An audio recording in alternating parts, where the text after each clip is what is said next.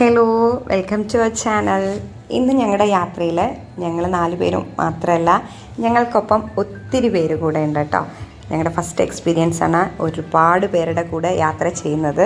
കാരണം ഞങ്ങൾ 4 പേരാണ്, നിങ്ങൾ വീഡിയോസിൽ കാണാമല്ലോ, ഞങ്ങൾ 4 പേരുമായിട്ടാണ് യാത്രകൾ പോവാറ്. പക്ഷേ അതിൽ നിന്നും തികച്ചും വ്യത്യസ്തമായിട്ട് ഞങ്ങളിന്ന് പോകുന്നത് ഡെസേർട്ട് സഫാരിക്കാണ്. ഞങ്ങളുടെ ഫസ്റ്റ് എക്സ്പീരിയൻസും കൂടിയാണ്. അബുദാബി ശക്തി തിയേറ്റേഴ്സ് സംഘടിപ്പിച്ച ഡെസേർട്ട് സഫാരിയിൽ 200ഓളം ഫാമിലീസ് ഉണ്ടായിരുന്നു. അപ്പോൾ അവർക്കൊപ്പം ഞങ്ങളും കൂടെ ചേർന്നു. ഇപ്പം നമുക്കൊപ്പം കുറച്ച് ഫ്രണ്ട്സും ഫാമിലീസുമാണ് ഈ ബസ്സിലുള്ളത്. ഇതുപോലെ ഒത്തിരി ബസ്സുകൾ ഓരോ സ്ഥലത്തുനിന്നും അബുദാബിയുടെ വിവിധ ഭാഗങ്ങളിൽ നിന്നും ഡെസ്റ്റിനേഷനിലേക്ക് എത്തും. അപ്പം നമ്മുടെ ബസ്സിലുള്ള നമുക്ക് പരിചയമുള്ളവരും ഇല്ലാത്തവരുമായിട്ടുള്ള ആൾക്കാരാണ് കേട്ടോ നമുക്ക് കൂടെ ഉള്ളത്. അപ്പോൾ നമ്മൾ ഒരു 40-45 മിനിറ്റ്സോളം നമുക്ക് നമ്മൾ കയറിയ സ്ഥലത്ത് നിന്നും ഡെസ്റ്റിനേഷനിലേക്ക് എത്താൻ അത്രയും സമയമെടുത്തു. അപ്പോൾ ആ ഒരു സമയമാണ് ഇപ്പോൾ ഞങ്ങൾ എങ്ങനെയാണ് ചിലവഴിച്ചതെന്നുള്ളത്. അന്താക്ഷരി കളിച്ചും പാട്ട് പാടി അതുപോലെ സംസാരിച്ചും പരിചയപ്പെട്ടും അങ്ങനെയൊക്കെ സമയം പോയത് അറിഞ്ഞില്ല. ഏകദേശം നമ്മൾ ഡെസേർട്ടിൽ എത്താറായിട്ടുണ്ട്. പക്ഷേ എന്നാലും നമ്മൾ പാട്ട് സ്റ്റോപ്പ് ചെയ്തിട്ടില്ല, പാടിക്കൊണ്ടേ ഇരിക്കുകയായിരുന്നു. അതാണ് നിങ്ങൾ കേട്ടുകൊണ്ടിരിക്കുന്നത്.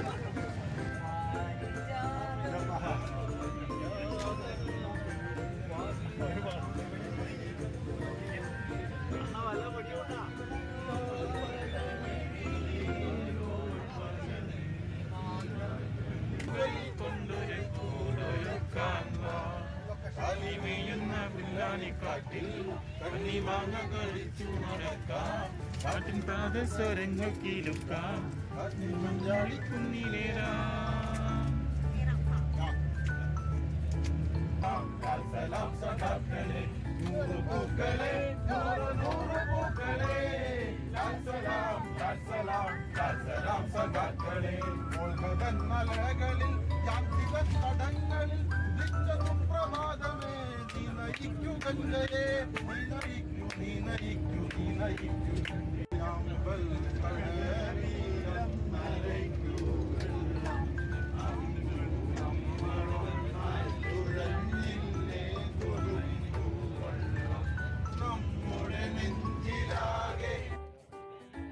അപ്പം അങ്ങനെ പാട്ടൊക്കെ പാടി അവസാനം നമ്മൾ ഡെസേർട്ടിൽ എത്തിയിട്ടുണ്ട്.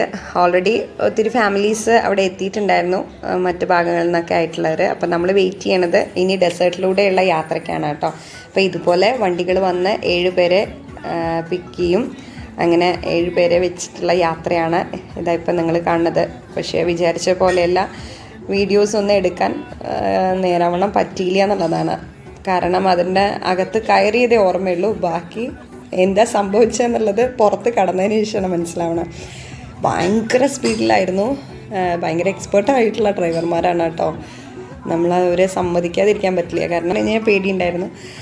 വണ്ടിയുടെ അകത്തിരുന്ന് നമ്മൾ അങ്ങോട്ടും ഇങ്ങോട്ടും ആഡിയോ ചെയ്യായിരുന്നു. അപ്പോൾ അതുകൊണ്ട് വേണ്ട വിധത്തിൽ നിങ്ങൾക്ക് വീഡിയോസ് ഇതിൽ കാണാൻ പറ്റുന്നുണ്ടാവില്ല. പക്ഷേ ഞങ്ങളുടെ ബാക്ക്ഗ്രൗണ്ടിൽ നിന്ന് സംസാരം കേൾക്കുമ്പോഴേ മനസ്സിലാവും എത്രമാത്രം ബുദ്ധിമുട്ടുണ്ടായിരുന്നു ഈ യാത്ര എന്നുള്ളത്. പക്ഷേ രസമായിരുന്നു കേട്ടോ. ഇതൊക്കെ എക്സ്പീരിയൻസ് ചെയ്യാൻ പറ്റുക എന്ന് പറഞ്ഞു കഴിഞ്ഞാൽ അതൊരു വലിയ ഭാഗ്യമാണ്. അപ്പോൾ ഡെസേർട്ട് സഫാരിക്ക് ഇതുവരെ പോവാത്തവർ എന്തായാലും പോവണം എന്നാണ് ഞാൻ പറയുള്ളൂ. ഒരു പ്രാവശ്യമെങ്കിലും നമ്മളത് എക്സ്പീരിയൻസ് ചെയ്യണം. അപ്പോൾ അങ്ങനെ നമ്മൾ വണ്ടിയിൽ അവർ വേറെ ഒരു സ്ഥലത്ത് എത്തിക്കും നമ്മളതിനെ. അപ്പോൾ അതുവരെയുള്ള യാത്രയാണ് ഈ കാണുന്നത്.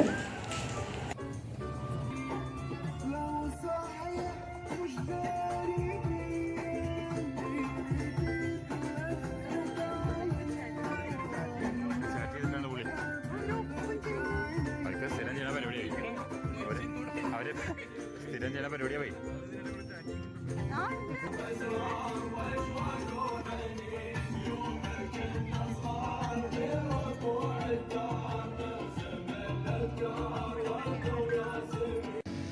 അങ്ങനെ ഡെസേർട്ടിലൂടെ യാത്രയൊക്കെ കഴിഞ്ഞ് നമ്മളിവിടെ എത്തി. അപ്പോൾ ഇവിടെ കുറേ നിങ്ങൾക്ക് കാണാം, ഡെസേർട്ടിലൂടെ ഇങ്ങനെ റൈഡ് ചെയ്യുന്നുണ്ട്. അതുപോലെ ക്യാമൽ റൈഡ് ഉണ്ട്, ഹോഴ്സ് റൈഡ് ഉണ്ട്. അപ്പം നമുക്കത് ഏത് വേണമെച്ചാൽ ചൂസ് ചെയ്യാം. അപ്പം ഞാൻ ഓൾറെഡി ഹോഴ്സ് റൈഡിങ് ചെയ്തിട്ടുണ്ട്, അപ്പോൾ അതുകൊണ്ട് ക്യാമൽ റൈഡ് ചെയ്തിട്ടില്ല. അപ്പോൾ എനിക്കൊരാഗ്രഹം അതൊന്നും ചെയ്ത് നോക്കണം. എല്ലാവരും ചെയ്യുമ്പോൾ വളരെ അത്ര വലിയൊരു ഹോഴ്സ് റൈഡിങ്ങിനൊരു ടെൻഷൻ ഉണ്ടായിരുന്നു. കാരണം കുതിരയുടെ ഒരു സ്വഭാവം, സ്പീഡ്, കാര്യങ്ങൾ. അപ്പോൾ ക്യാമലിന് അത്ര ബുദ്ധിമുട്ടുണ്ടാവില്ല എന്നുള്ള ഒരു വിശ്വാസമായിരുന്നു. അപ്പോൾ ഞങ്ങളും അതുപോലെ ക്യൂവിൽ നിന്നും മക്കൾക്കും വേണം, അവർക്ക് ഓൾറെഡി ധൈര്യമുണ്ട്, എന്നെ പോലെയല്ല. ശരി എന്നാൽ നമുക്കൊന്ന് ട്രൈ ചെയ്യാമെന്ന് പറഞ്ഞ് ഞങ്ങളും ക്യൂവിൽ നിന്നു. അപ്പോൾ ഓരോരുത്തർ ചെയ്ത് കാണുമ്പോൾ നല്ല രസമാണല്ലോ. അപ്പോൾ അതുപോലെ ഇപ്പോൾ ഞങ്ങളുടെ സമയമായി, ഞങ്ങളിതാ ക്യാമലിൻ്റെ പുറത്ത് കയറുകയാണ് കേട്ടോ. പക്ഷേ ഒട്ടും ഞാൻ എക്സ്പെക്റ്റ് ചെയ്ത പോലെയല്ല, വളരെ പതുക്കെ നടത്താൻ കാര്യങ്ങൾ അതൊക്കെ സംഭവിച്ചു. പക്ഷേ ഇത് ക്യാമൽ എണീറ്റത് മുതൽ ഭയങ്കര ഹൈറ്റിലാണ്, നമുക്ക് താഴെ നിന്ന് നോക്കുന്ന പോലെയല്ല, അത് കയറിയാലേ അത് അറിയുള്ളൂ. പക്ഷേ ഭയങ്കര ടെൻഷൻ ഉണ്ടായിരുന്നു, എനിക്ക് പേടി. ഉണ്ണിക്കൊന്നും കുഴപ്പമുണ്ടായിരുന്നില്ല എന്നാണ് പറഞ്ഞത്, കാരണം അവൻ അച്ഛൻ്റെ അടുത്തിരിക്കുമ്പോൾ അവന് പേടിക്കണ്ടല്ലോ. ഇത് ഏറ്റവും രസം എന്താണെന്ന് വെച്ചാൽ ക്യാമലിനെ ഇരുത്തുന്ന സമയത്ത് നമുക്ക് ഇറങ്ങണമല്ലോ, ആ ക്യാമൽ ഒട്ടും അനുസരിച്ചില്ല എന്നുള്ളതാണ്. അതിൽ ഞാൻ പേടിച്ചു, കാരണം അയാൾ കുറേ എന്തൊക്കെയോ അതിനെ ചെയ്തിട്ടാണ് അത് ഇരുന്നത്. അതിങ്ങനെ ശബ്ദം എടുത്തിട്ട് പറഞ്ഞ് തല ആട്ടുമ്പോൾ ഞാൻ സത്യത്തിൽ പറഞ്ഞു കഴിഞ്ഞാൽ പേടിച്ചു കേട്ടോ. അപ്പം അങ്ങനെ ഇരിക്കുന്ന സമയത്ത് കുറച്ച് ഡേഞ്ചറാണ്. അപ്പം നമ്മുടെ അടുത്ത് അങ്ങനെ പിടിച്ചിരിക്കാൻ പറയും, കാരണം ഇതിങ്ങനെ കുത്തനെ വന്നിട്ട് നമ്മൾ വീഴാൻ ചാൻസ് ഉണ്ട്. അപ്പോൾ അതുകൊണ്ട് ഞാനിങ്ങനെ പിടിച്ച് നല്ല മുറുക്ക പിടിച്ച് പുറത്തേക്ക് കാണിക്കാനും പാടില്ല എന്ന് എനിക്ക് ടെൻഷൻ ഉണ്ടായിരുന്നു. അപ്പോൾ താഴെ നിന്ന് നമ്മുടെ വീഡിയോസ് ഓരോരുത്തർ എടുക്കുമായിരുന്നു കേട്ടോ, എൻ്റെ എക്സ്പ്രഷനും കാര്യങ്ങളൊക്കെ.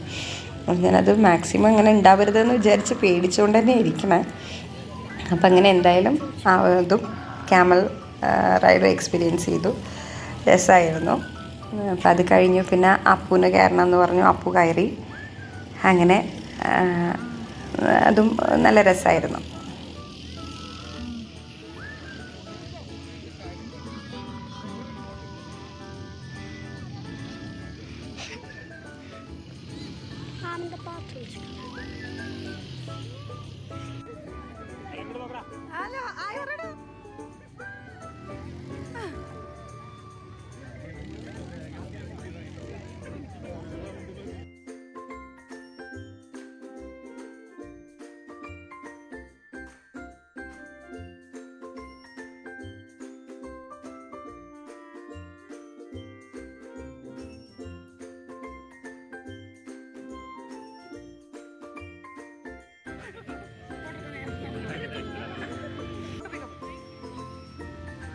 അതിനുശേഷം പിന്നെ കുറച്ച് വീഡിയോസൊന്നും എടുത്തില്ല കേട്ടോ. പിന്നെ നമ്മൾ കുറേ സംസാരിക്കാനും അങ്ങനെ പരിചയപ്പെടാനൊക്കെ ഉണ്ടായിരുന്നു. അപ്പോൾ അതൊക്കെ കഴിഞ്ഞ് സൺസെറ്റിൻ്റെ സമയമാണ് ഇപ്പോൾ നിങ്ങൾ കാണുന്നത്. നല്ല ഭംഗി വ്യൂ ആയിരുന്നു കേട്ടോ ആ സമയത്ത്. അതിനൊക്കെ അകത്ത്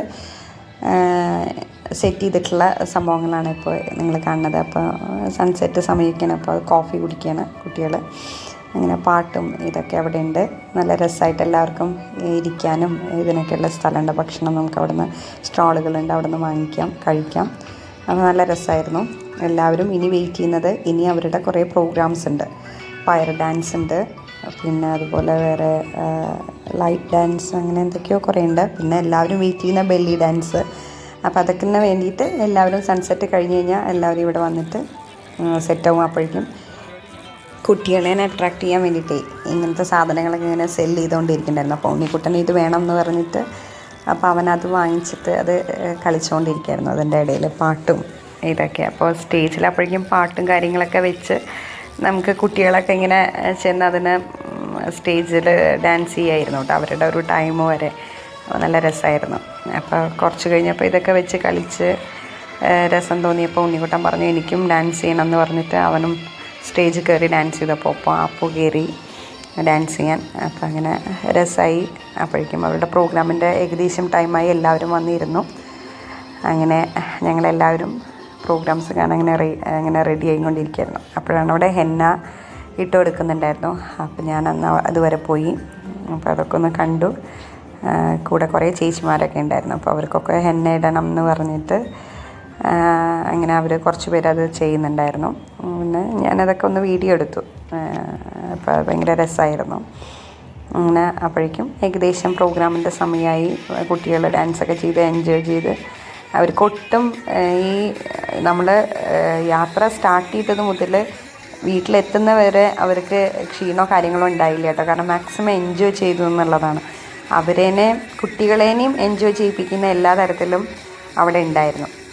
അപ്പോൾ അതുകൊണ്ട് തന്നെ നമുക്ക് അവരേനെ അവരുടെ വാശിയോ അവരേനെ എടുക്കാനോ അങ്ങനത്തെ ബുദ്ധിമുട്ടൊന്നും ഉണ്ടായിരുന്നില്ല കേട്ടോ. അവരെ എൻജോയ് ചെയ്തു എന്നുള്ളതാണ്. അപ്പോൾ അങ്ങനെ അതൊക്കെ കഴിഞ്ഞ് അവരുടെ പ്രോഗ്രാമിനുള്ള വെയിറ്റിംഗ് ആണ്.